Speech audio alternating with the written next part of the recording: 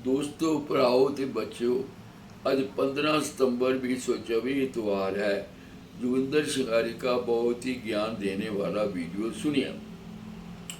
खुद को जानना जरूरी होता है।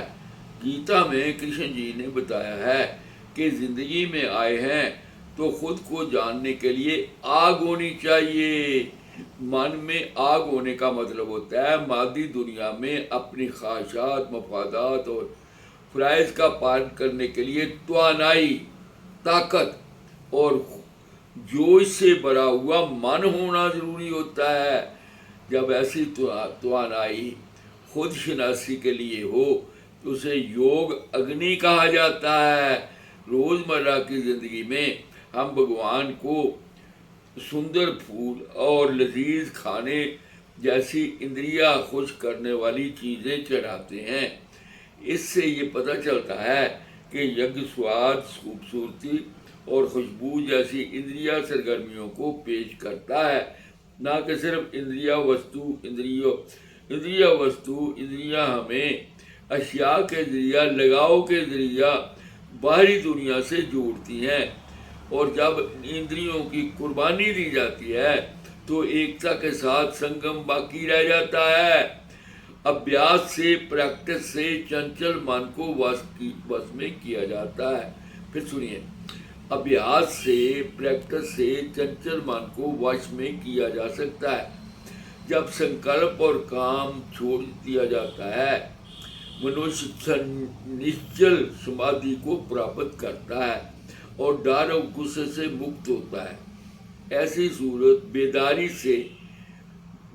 से जल कर राख हो जाती है। बेदारी से जल कर राख हो जाती है। हमारे जीवन और संकल्प दोनों की जरूरत होती है। हमारे जीवन के लिए संकल्प जरूरी होती है। संकल्प लेना जरूरी होता है।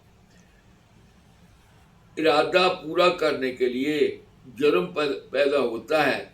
किसी को जुर्म ठहराने से पहले इरादा और संकल्प पूरा करने के लिए जुर्म होता है। इन दोनों के सबूतों की जरूरत होती है। कृष्ण जी ने जोर देकर समझाया है कि इंसान की जिंदगी सुख, चैन, शांति से गुजारने के लिए ज्ञान कुंजी का मंत्र है। एजुकेशन कुंजी है, मंत्र है। जिंदगी में ज़्यादा से ज़्यादा नॉलेज हासिल करें। ज्ञान प्रोग्रेस की गारंटी है। कृष्ण जी कहते हैं कि आत्म समर्पण करने पर ही ज्ञान प्राप्त होता है। याद रखें, कृष्ण जी की महत्ता को समझने के लिए काबिल गुरु की जरूरत होती है। कृष्ण जी की महत्ता को समझने के लिए काबिल गुरु की जरूरत होती है। समझना होता है कि कृष्ण भावना क्या होती है और उदासी को कैसे दूर किया जा सकता है। कृष्ण समर्पण का मतलब है कृष्ण जी की शरण में